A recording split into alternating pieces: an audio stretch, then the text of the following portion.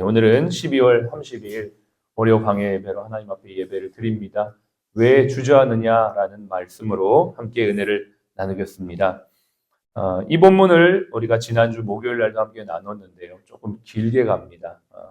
보통이면 그냥 지나가고 또 다른 본문으로 갈 텐데 오늘은 여기에서 또 하나님 주시는 음성을 또 듣기 위해서 우리가 좀 머물고자 합니다.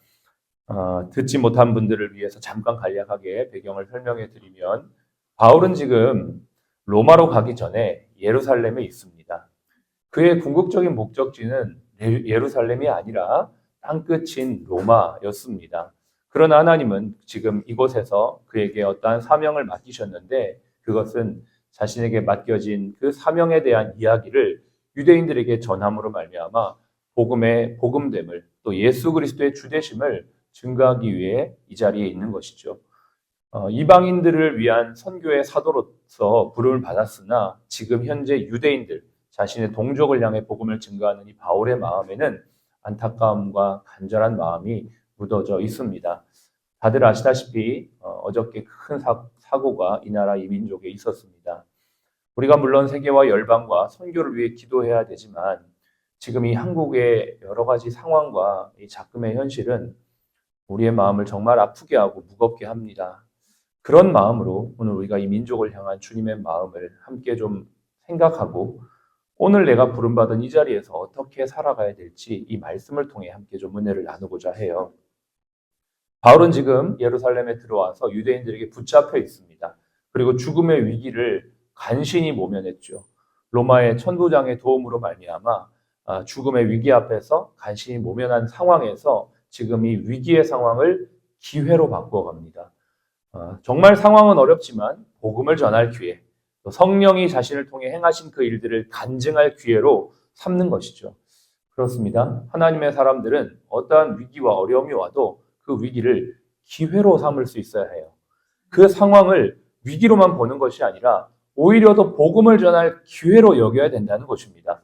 여러분, 지금 이 나라가 정말 위기의 상황이 있지만 그럼에도 불구하고 이 답답하고 헛헛한 심령들, 그 마음에 소망 되신 예수 그리스도를 전할 수 있다는 기회라는 것을 여러분 잊지 마시기 바랍니다. 우리가 슬퍼하고 애도해야 되긴 하지만 그 슬픔에만 머물러 있지 말아야 될 것은 이것이 더 기회로 역사할 수 있기 때문인 줄로 믿습니다. 그래서 오늘도 우리는 이 예수 복음을 담대하게 전해야만 하는 것이죠. 바울은 지난 시간 예수님을 자신이 어떻게 만났는지 또 다메섹 도상에서 어떻게 눈이 멀었다가 아나니아의 도움을 통해 눈이 다시 보게 되었고 그 과정 가운데 주님 누구십니까?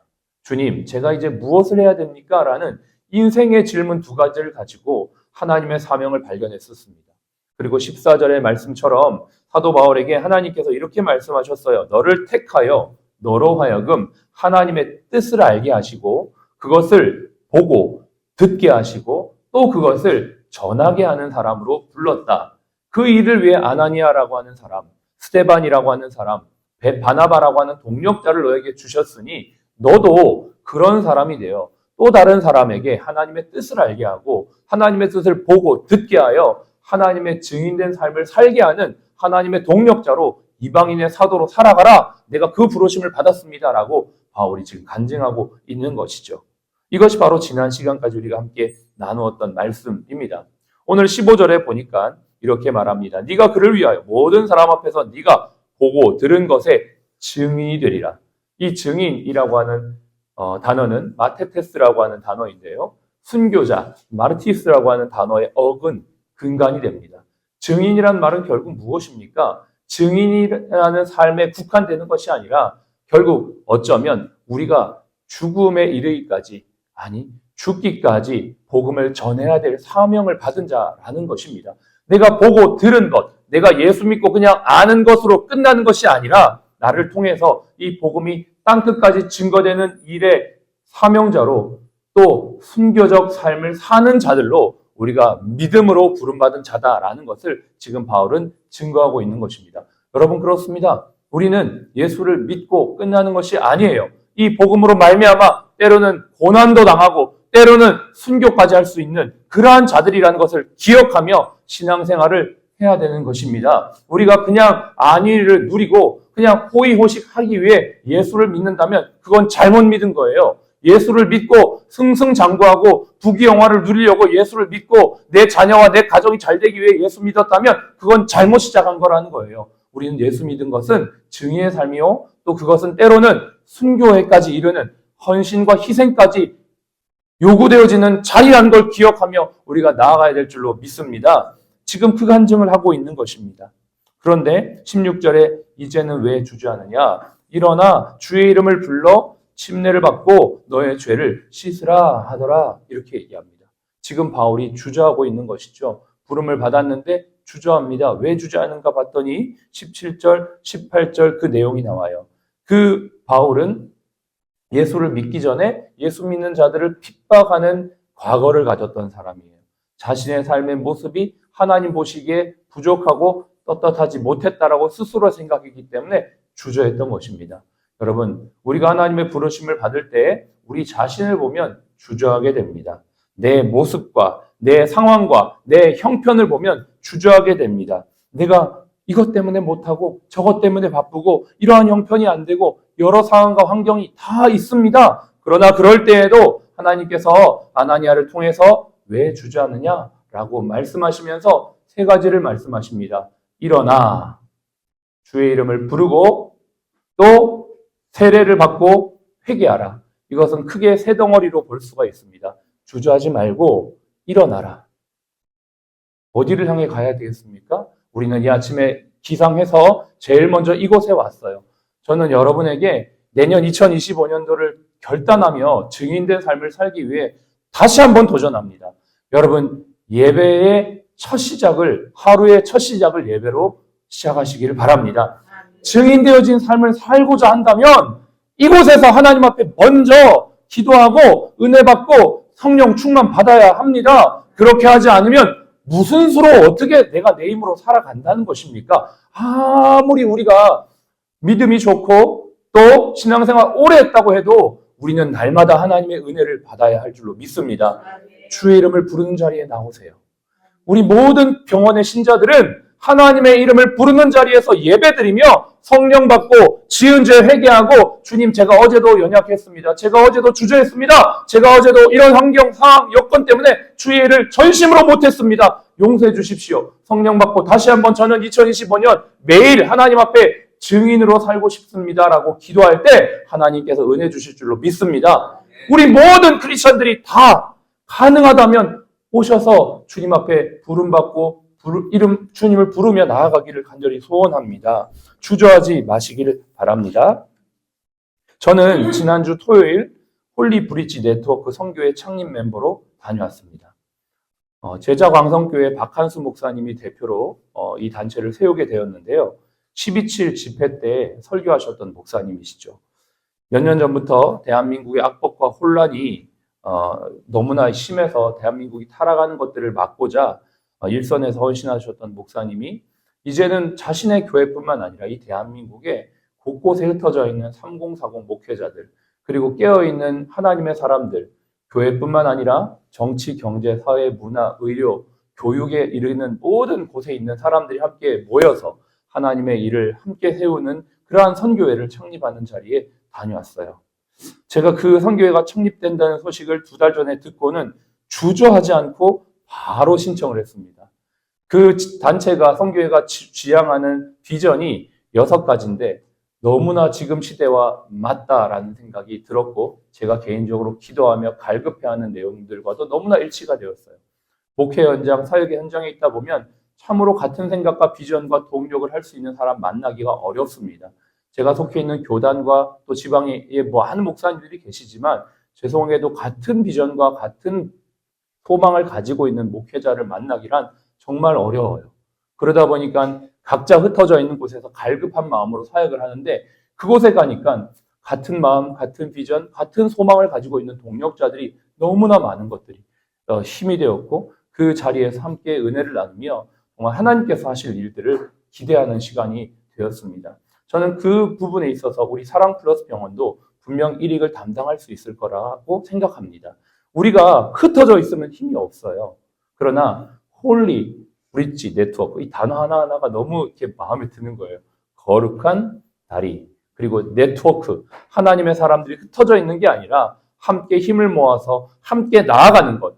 여러분, 오늘 이 아침도 우리가 이 아침에 예배 드리는 것이 그것 아닙니까? 주님의 이름으로 함께 연합하고 함께 예배하고 함께 꿈을 가지고 하나님의 말씀을 가지고 나아가고자 이 자리에 있는 것 아니겠습니까? 우리의 마음과 헌신과 또 동력이 내년에는 주저함 없이 힘차게 나아갈 수 있기를 축복합니다.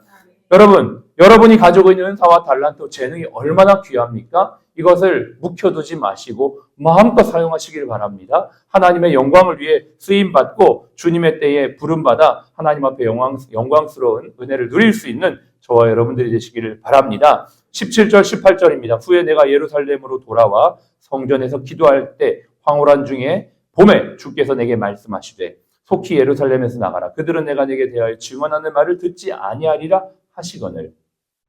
하나님께서 성령으로 주저하지 않고 순종하고자 나아가는 바울에게 말씀하십니다. 여러분, 성령도 우리가 주저하지 않고 담대하게 나아갈 때 우리에게 말씀하십니다. 뿐만 아니라 21절에도 나더러 또 이르시되 떠나가라. 내가 너를 멀리 이방인에게로 보내리라 하셨느니라. 성령이 또 말씀하시죠. 이후에 그 다음 장인 23장에도 바울이 그 유대인들의 상황 앞에서, 대제사장 앞에서, 공회 앞에서 복음을 증거하고 간증할 때 두려운 마음 가운데 있는 그에게 성령은 이렇게 또 말씀하십니다. 그날 밤에 주께서 바울 곁에 서서 이르시되 담대하라. 내가 예루살렘에서 나의 일을 증언한 것 같이 로마에서도 증언하여야 하리라 하시니라.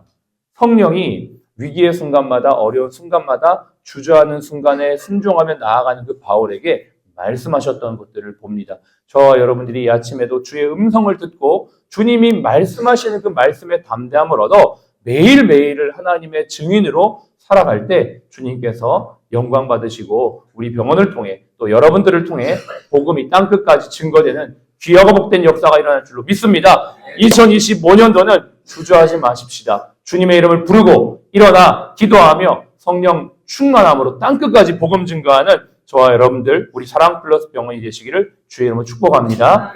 기도하겠습니다. 여러분, 날마다 아침마다 주의 이름을 부를 수 있는 것은 은혜입니다.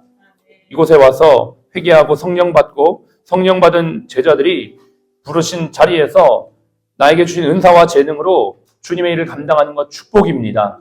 어찌 이것을 우리 혼자만 할 수 있겠습니까?